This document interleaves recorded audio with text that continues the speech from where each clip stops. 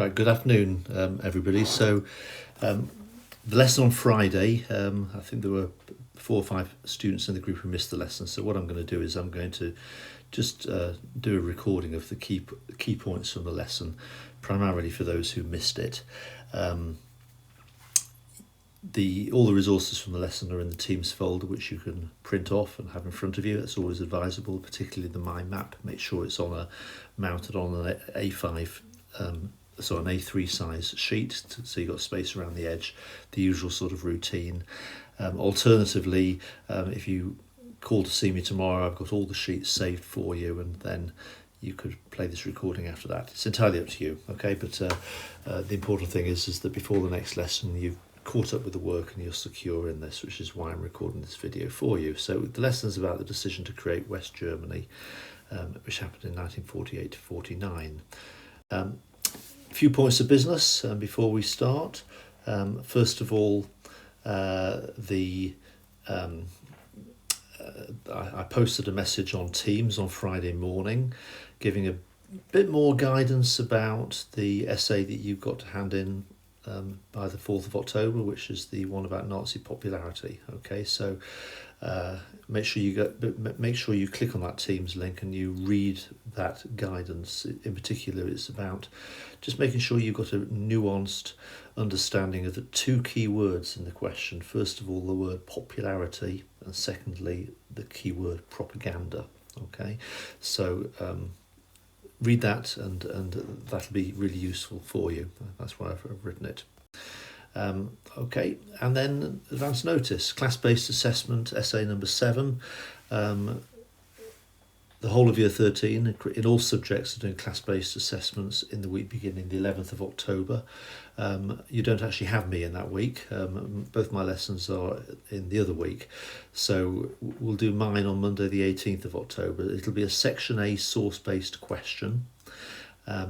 Because you remember from the year 12 exam, we didn't have time in that exam to set you a Section A question. So you do need to have time to practice writing an unseen source A question. So it'll be unseen. All I will say to you is it will be related to one of the first 3 depth studies, okay, which is the point there, one of the first 3 depth studies. Just pull it back a little bit. So you do need to prepare for that, in other words. So there's 3 bullet points there, and the first is that remember that the criteria in the mark scheme very clearly says that you must include precise additional historical knowledge, additional meaning beyond the information that is in the actual source. Is a key element of the assessment criteria.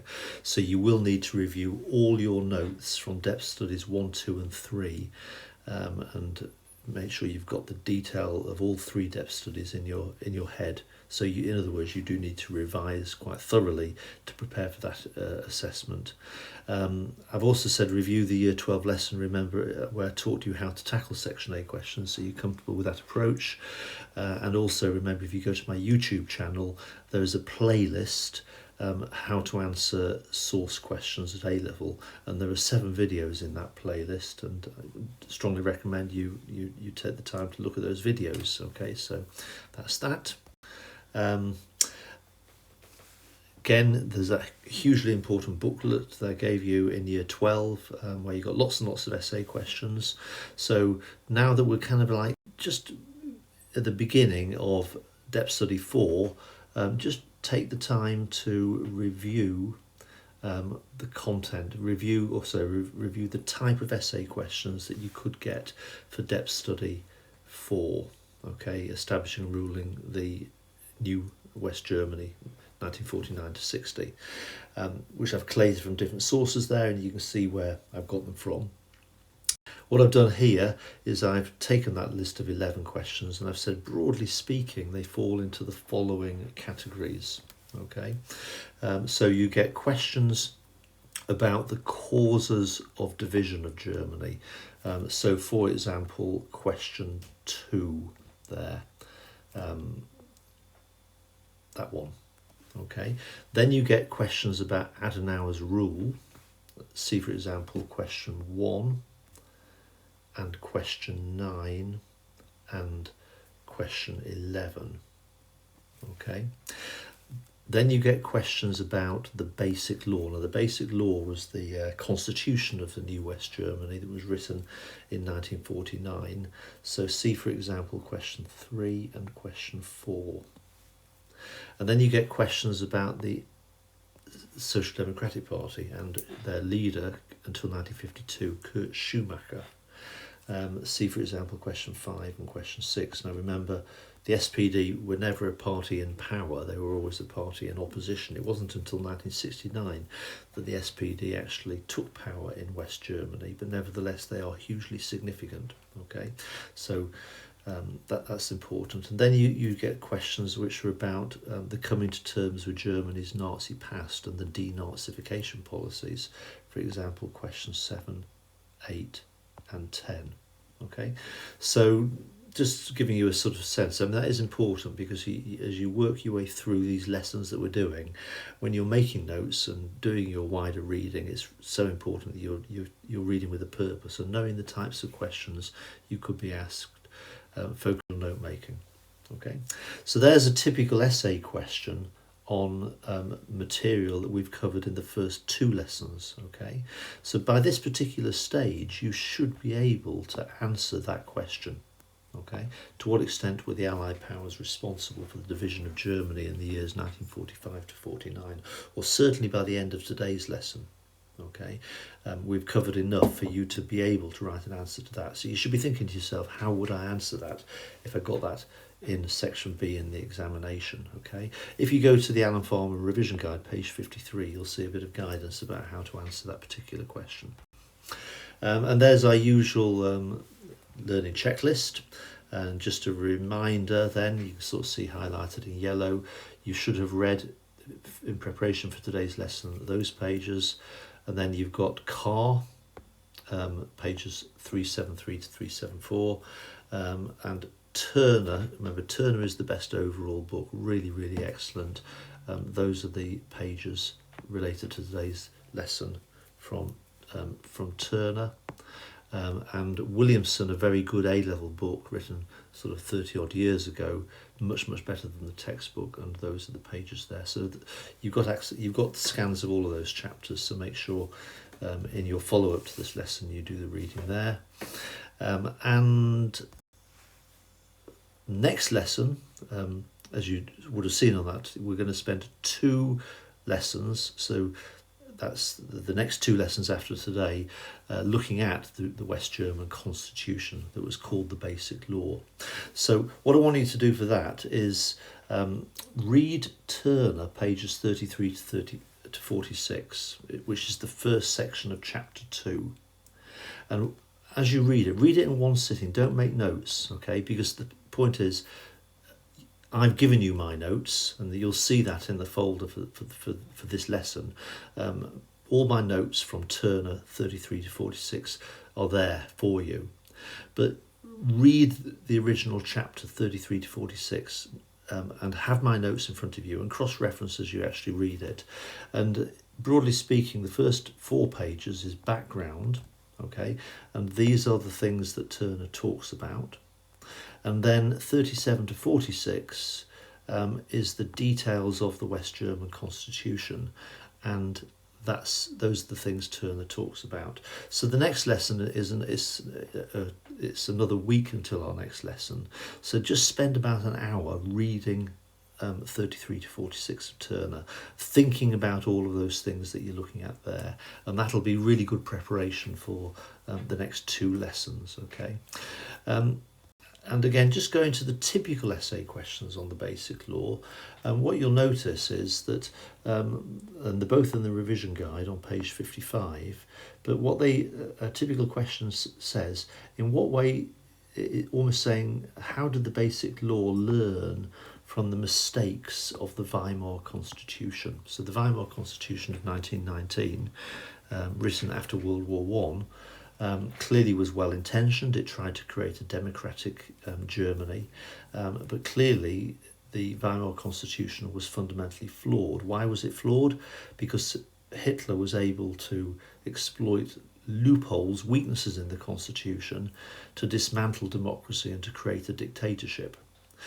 So in 1949, when the new West German state was formed, the founding fathers of the new West German state kind of thought, well, we need to write a constitution for the new West Germany, but we need to ensure we don't make the mistakes that were made in 1919, because what we don't want to do is create a new Weimar constitution that leads to the rise to power of another Adolf Hitler who could take Germany into a World War III. We've got to kind of like prevent all of that happening.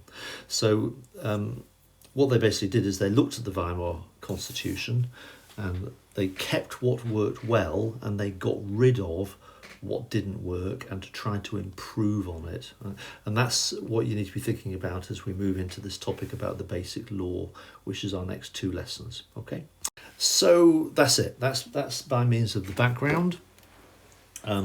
What we're going to do today then is we're going to sort of have a quick rapid sort of run through the circumstances, the immediate circumstances that led to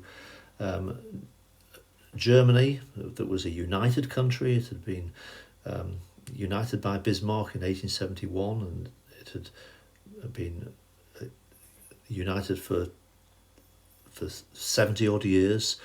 How and why in 1948 to 49 Germany split into 2 countries, East Germany and West Germany. Okay, now we've covered a lot of background to that in the last 2 lessons about the rising tension between East and West. Okay, so what we'll do is we'll start off by looking at this concept of Bisonia, and what that was and why that was important, and we'll then look at the Marshall Plan, the American aid package that was offered to Europe, and how that in a sense contributed towards the eventual division of Germany. We'll then pick up in more detail, we've already mentioned it, the Conference of Foreign Ministers in London, which happened in 1948 to 49. And whilst that meeting of the foreign ministers was happening, there was a crisis in Czechoslovakia. And all of that led to what was known as the Berlin Blockade crisis, the airlift crisis of 1948 to 49. And those things, that sequence of events that we're talking about in this lesson, okay, ultimately led in 1949 to the decision to create a separate West Germany, and that forced Stalin, forced his hand to create a separate East Germany in 1949. Okay, so all of those factors sort of coming together there. So let's push on. So you know the routine. We've got for each of these strands, we've got a sort of in a nutshell summary, and then sitting behind that, you've got the detailed slides that are on your handout. And of course, you can pause the video, unlike you can't pause me in a lesson, but you can pause me on a video, which is an added advantage for you, to sort of like add details to your notes. Okay, so let's start off with this idea of Bisonia. Okay, so in a nutshell, in 1947, Britain and the USA merged their 2 administrative military zones into a single economic entity called Bisonia. Now remember, at Potsdam in 1945, Germany was split into 4 military administrative zones. But in 1945, there was a huge willingness of the 4 allies to work together, and they agreed at Potsdam that they would not treat their zones any differently from the other occupying powers. All 4 occupying powers would treat their zones in the same way. Okay, and therefore any decision about how to treat the zones and how to manage their zones had to be through agreement in the Allied Control Council, the meeting of the 4 military chiefs in Berlin, and that was basically what was agreed at Potsdam in 1945. So what basically happened in 1947 is America and Britain broke the Potsdam Agreement.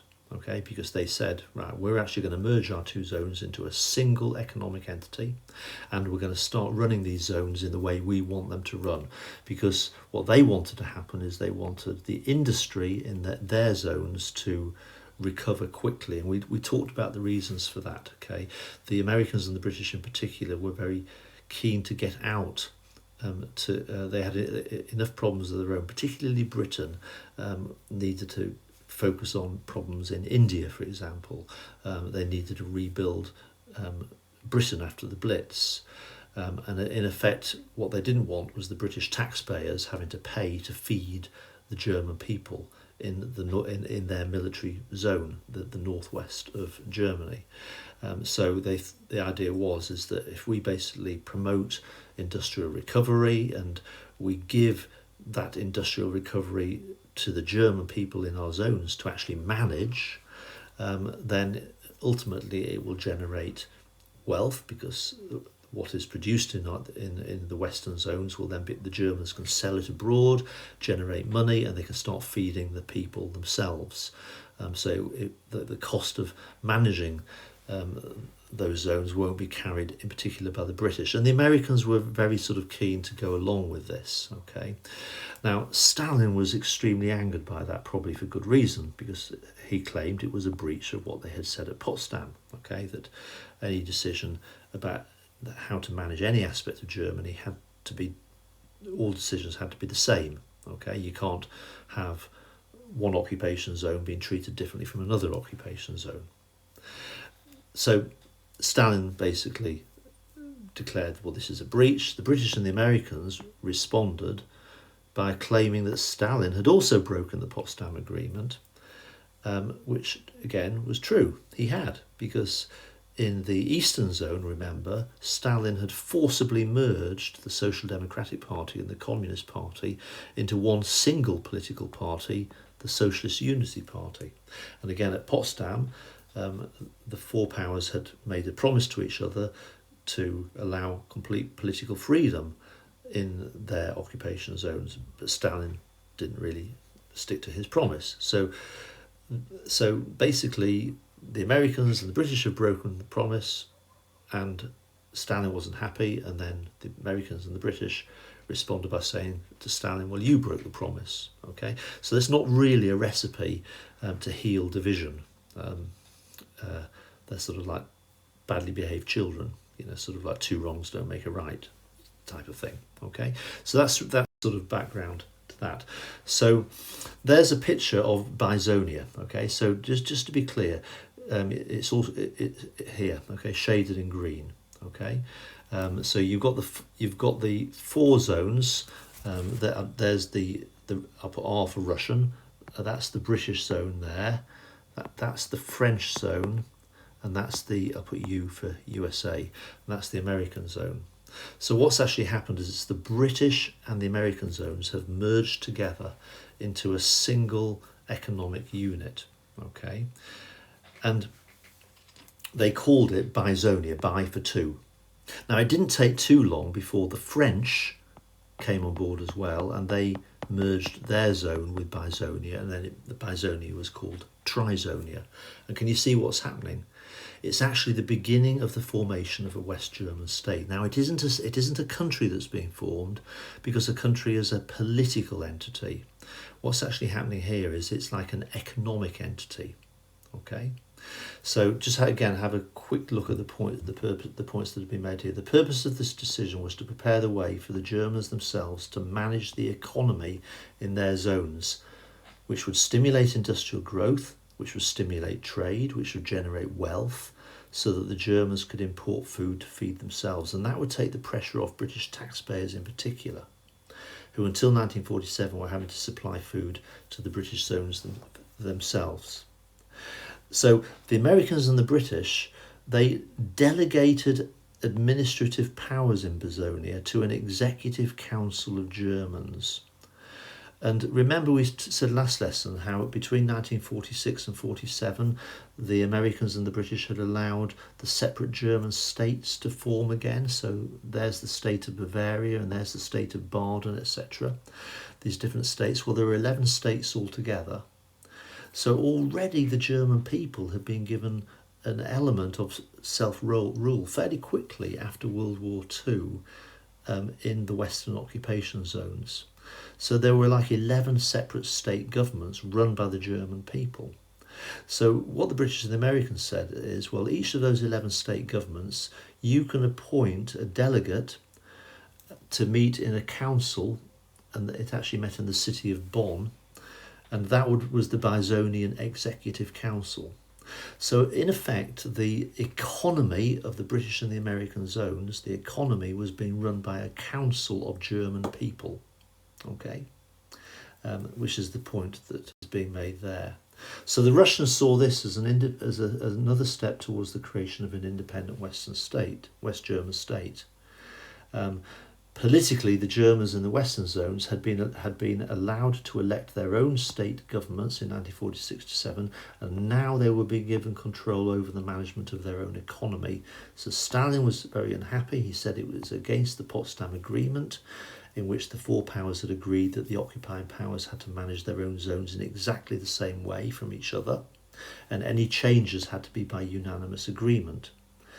And America, as we say, retaliated that the Soviet Union had breached the Potsdam Agreement when they had forcibly merged the Communist Party and the Social Democrats into the Socialist Unity Party in their eastern zone.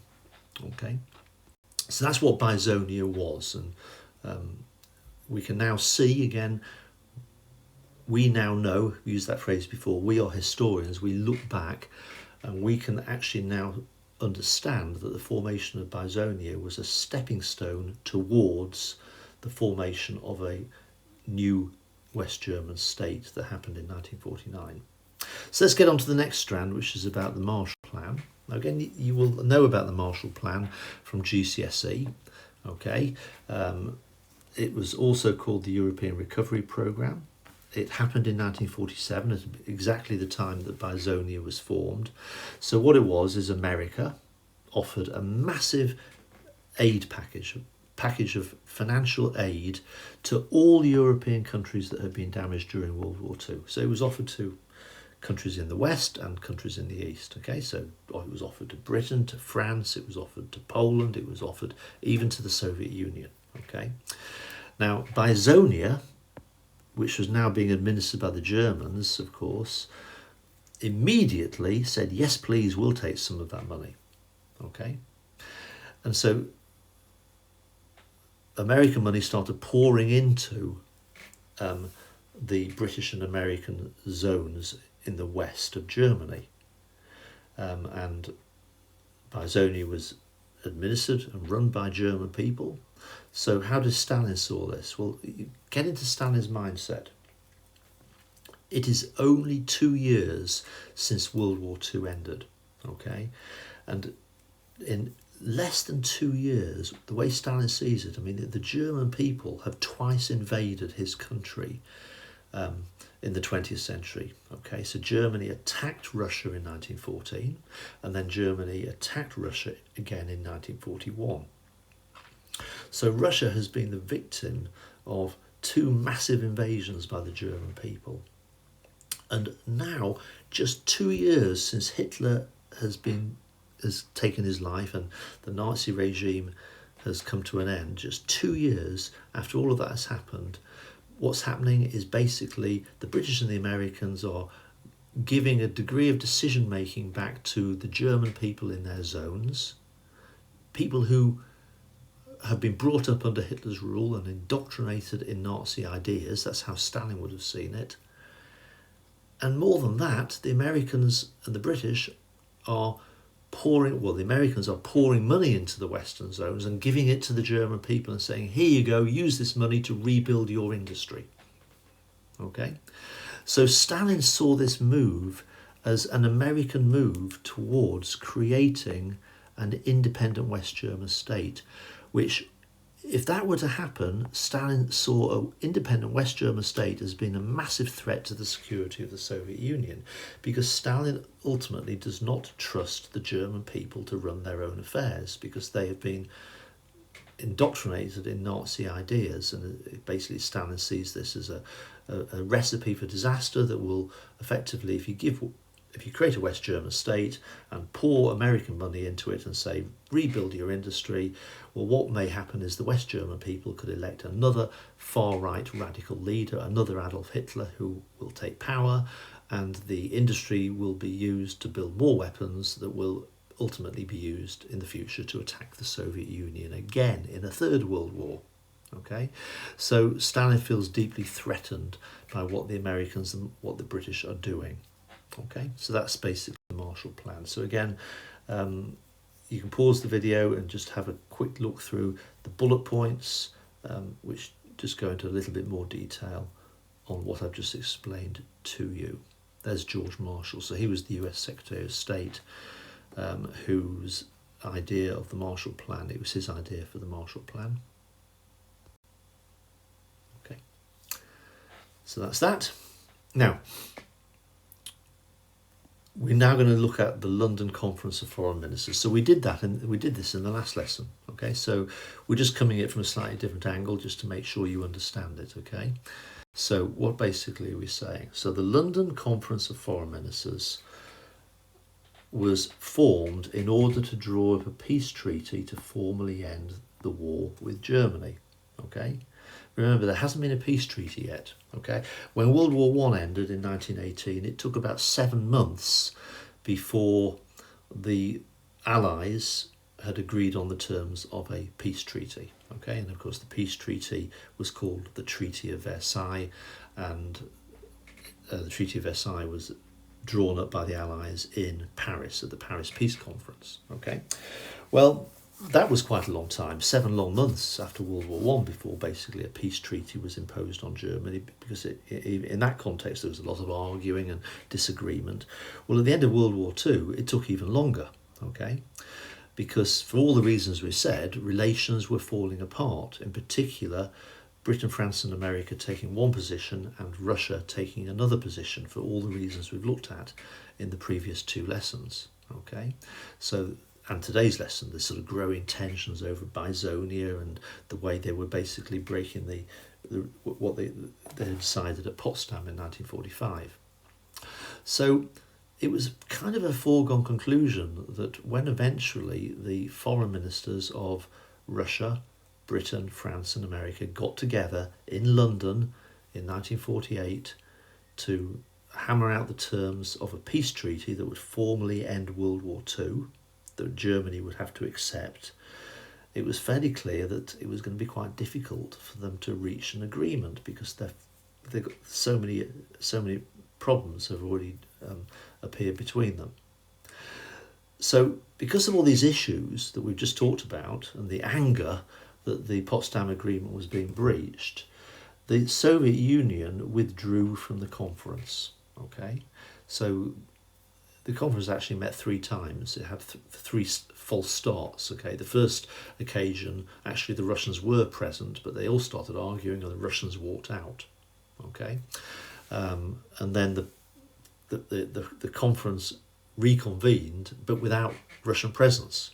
Okay, so in March 1948, the remaining foreign ministers of Britain, USA, and France, okay, but without the Soviet Union, said, well, okay, well, we're just going to have to basically make a decision ourselves. So they decided to give the Bisonian Economic Council, which we've already looked at, okay, which was almost like an early version of a West German state, but only on economic matters. They expanded the remit of the Bisonian Economic Council. They gave it a degree of political responsibility.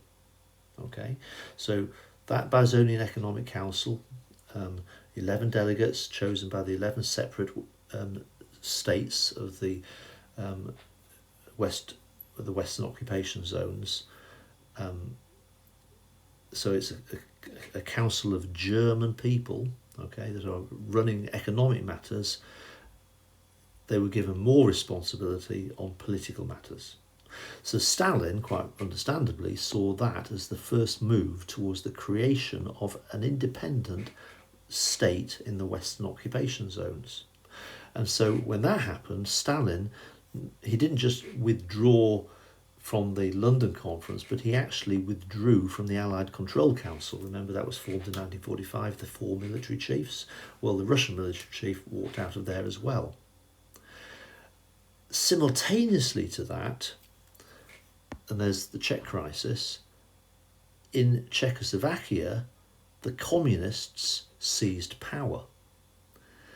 Now, Czechoslovakia was one of the countries that had been liberated from Nazi rule by the Russians at the end of World War II. And until 1948, there had been reasonably free elections within Czechoslovakia. The Czech people were allowed to form political parties of their own, and were basically, the country was running itself fairly democratically. But then suddenly in 1948, the Czech Communist Party basically violently seized power. They launched a coup and they seized power in Czechoslovakia. And of course, because there was a Russian occupation force in Czechoslovakia since 1945, the Americans were very, very suspicious, and they basically said that the Russians, the Soviet Union, had sponsored the Czech Communist Party, had given it support to help it seize power in Czechoslovakia. So that was just another problem, and that is driving a wedge between East and West at this particular time. Okay, so the failure of the London Composite Ministers, here's the detail. Okay, so again, just have a quick look through, looking at the keywords to make sure you're comfortable with it. So the foreign ministers of the four powers met on 3 occasions, 1947 to 48, to try to make a peace settlement with Germany. On the first occasion, the Soviet Union withdrew, so they were not part of it. In the first meeting, the foreign minister of the Soviet Union accused Britain and America of violating the Potsdam Agreement by forming Bizonia. So that's when the Soviet Union withdrew from the London Conference. Then the conference reconvened in December 1947 without the Soviet Union, and the Americans and the British reached agreement that the Bosonian Economic Council have its remit expanded, so it had some responsibility for political matters. So that's a big step towards the creation of a West German government. Okay. And over the next 6 months, the Bosonian Economic Council, its scope was expanded from being just in charge of planning the economy. It became increasingly clear that Bosonia was turning into a new West German state. Then on the 6th of March 1948, a huge turning point, the London Conference recommended the full political merging of the 3 Western occupation zones, the British, the French and the American, into a new West German state with a centrally elected German government. And the London Conference basically tasked the German minister-presidents of the 11 democratically elected German state parliaments to draw up a constitution for the new West German state. And that's what we'll look at next lesson. Okay. So Stalin was outraged. He withdrew the Russian military representatives from the Allied Control Council that had been set up at Potsdam 3 years earlier. And at about exactly the same time, communists seized power in Czechoslovakia, and America suspected that the Czech communists had been supported by the Soviet Union. And there's the Daily Mail reporting those events in 1948, when that actually happened. Okay. So again, just I put a map there, just so again you really need to know the map of Europe. So there, of course, is Czechoslovakia in the middle. Okay, it kind of like, look at the shape of the country. It's sort of like long and thin, running from east to west. So it kind of like bridged east from west to east.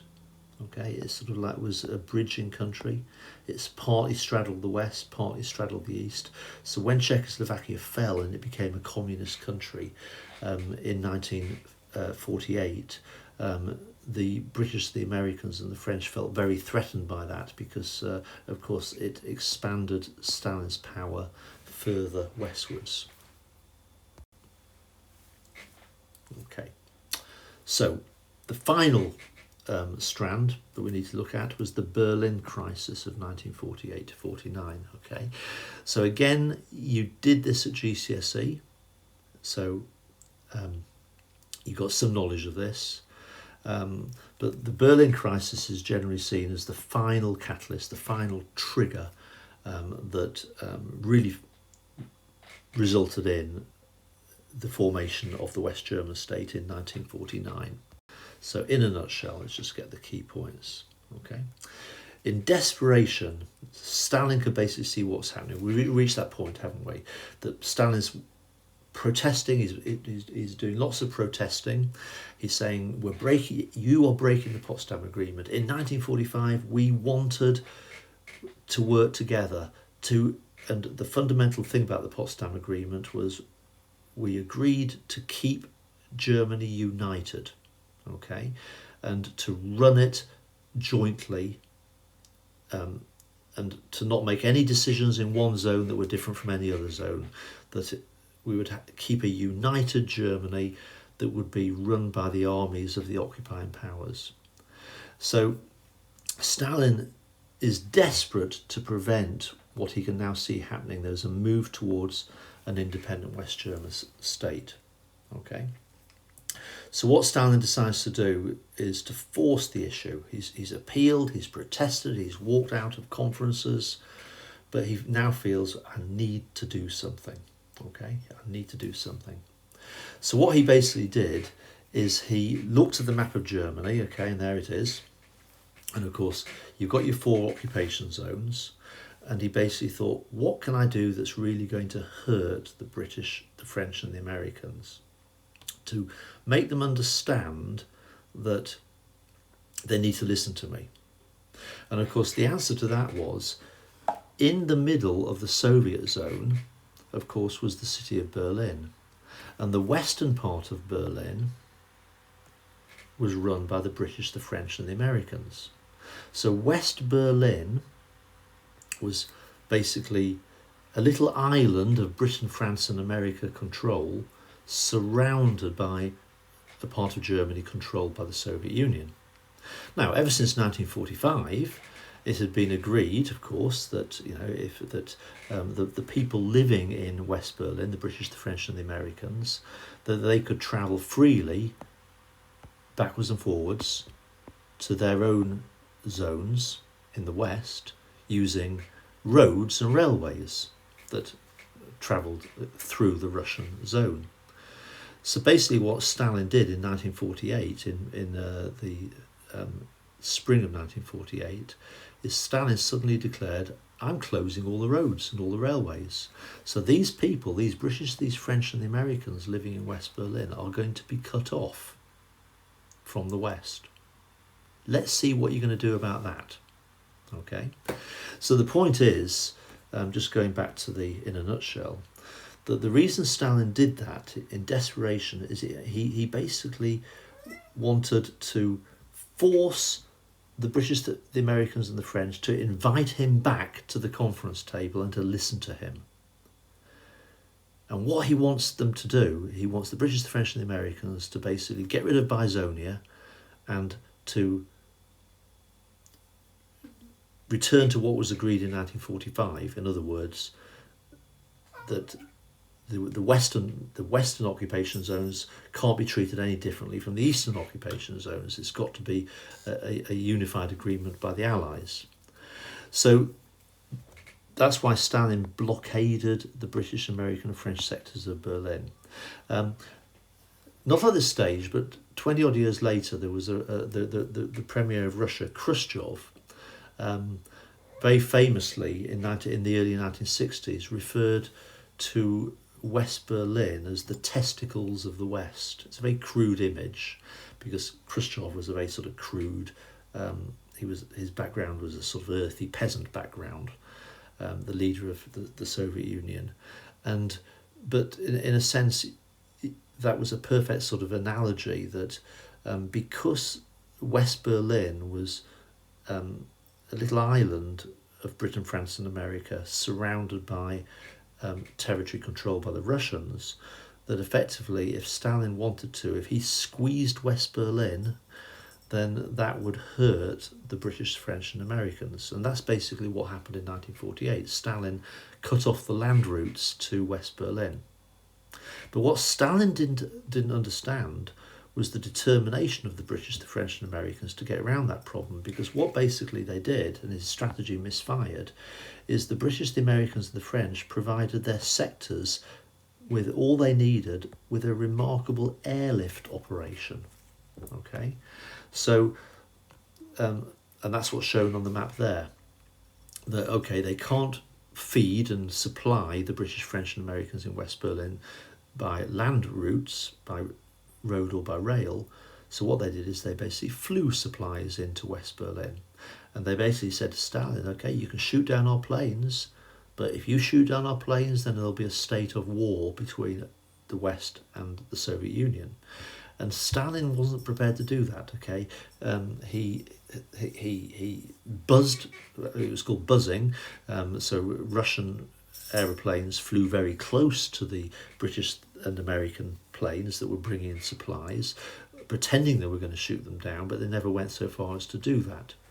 And for 11 months, an aeroplane took off about every 45 seconds from an aeroplane in the West, flying over Russian occupied Eastern Territory and landing in West Berlin and supplying the British, French and Americans living in West Berlin, and the German people living in West Berlin obviously as well. And it was a very, very tense 11 months, what we call the airlift. And eventually, after 11 months, Stalin realised that he had failed, and he called off his blockade, and he reopened the land routes. Okay, so it was a huge sort of like psychological and propaganda victory for the British, the Americans, and the French. Okay, they had saved West Berlin. Okay, Stalin had effectively been shown up, and Stalin had failed. He had tried a strategy. His intention was to force the British, the French and the Americans to meet with him at the conference table, and so that they would agree to disband and buy Zonia. But in fact, it just strengthened the resolve of the British, French and Americans to continue with what they were doing, to treat the Western zones their own way and to build up the recovery of the Western zones. So yeah, there's the information about the Berlin blockade. So again, the details there, I won't read it through it with you. You can just pause and read it. Just make sure you internalise it. Look at the maps. Again, just make sure you understand the details of that. Okay.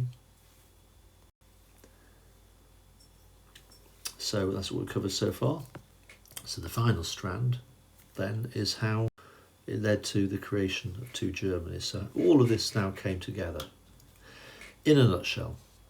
So the immediate outcome of the Berlin blockade crisis, and it had been moving this way for the last couple of years anyway, was that the British, Americans and French now formally announced the formation of an independent West German state.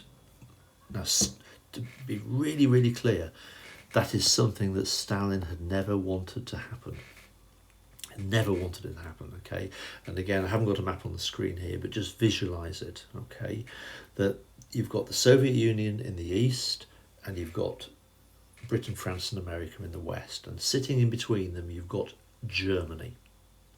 And at the end of World War II, Germany was occupied by the four allies, and what Stalin secured at Potsdam was an agreement that we must treat Germany as a unified whole, and we must treat it the same. So Stalin's intention was to have a neutral, united Germany, almost like a safety cushion between the Soviet Union in the east and the west. Okay, so like a neutral zone that would sit in between the Soviet Union and the West. So Stalin very much saw Germany as being a safety cushion. So Stalin's whole policy was all motivated about making sure the Soviet Union was secure from an attack such as had happened in 1914 and in 1941. And what Stalin doesn't want to happen in any way is for the German people to be allowed to have a degree of self-rule. So fundamentally, what has now happened is the western half of Germany has now been given back to the German people. They can now form their own government, and this is only 4 years since the end of World War II. And Stalin passionately believes that if the German people are allowed to form their own government in the western zones with a new West German state, that it will lead to the appointment of a right-wing German leader similar to Hitler. And of course, that will be a direct security threat for the Soviet Union, because the eastern border of a new West German state is several hundred miles closer to the Soviet Union than if there had been a united neutral Germany sitting in the middle of Europe. Effectively, now you've got a new state that's going to be allied to the West, and the borders of that state are very, very close to the Soviet Union. So Stalin, absolutely outraged. It was the worst possible thing that could have happened, the formation of West German state. So Stalin is now looking at his occupation zone, the eastern part of Germany, and he's thinking, well, what now do I do with this? Okay. Now, in the eastern occupation zone, there was, of course, the Socialist Unity Party, okay, which was the SPD and the Communist Party merged in the eastern occupation zone. And the leader of the SED in Stalin's in the eastern occupation, in the Soviet occupation zone, was a German called Walter Ulbricht. And it was Walter Ulbricht who then basically went to Stalin and said, well, there's one easy thing you can do, mate. What you can do is you can turn your occupation zone into an East German state. In other words, do what the Americans and the British and French have done. If the Americans and the British and French have turned their occupation zones into a West German state, well, you form an East German state out of your occupation zone. Stalin really didn't want to do that. He desperately wanted to find a way to get the British, the Americans and French to talk to him again, to go back to the original agreement of a single united neutral Germany. But Stalin now conceded that he had failed in that. So Ulbricht ultimately persuaded Stalin to consent to the formation of an independent rival East German state. And that was formed later in 1949. So by the end of 1949, Germany has now split into two separate nations. Okay. Now, the last time that Germany was divided was, of course, before 1871. It was Bismarck who had created a single German nation in 1871. Now that has all fallen apart, and Germany has now split into two separate countries. It's something which Stalin had never wanted. It's something that the German people certainly didn't want, because, of course, families are spread geographically, and any one family would have some members living in the west and others in the east.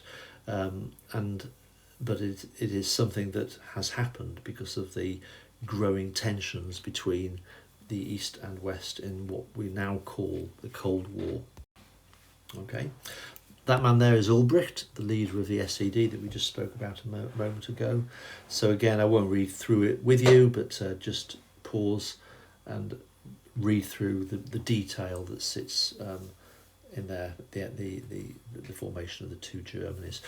Incidentally, throughout, I have, in italics, referred to page references where you can pick up more information about what we're talking about.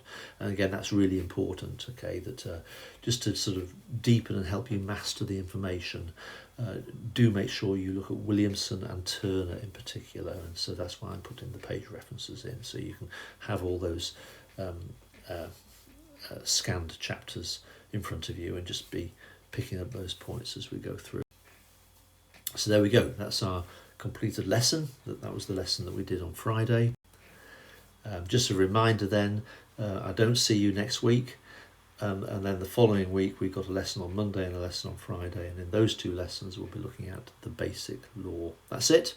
Hopefully that was useful for you. I'll upload this to YouTube and then send you a message that the video is there. Thanks very much, everybody.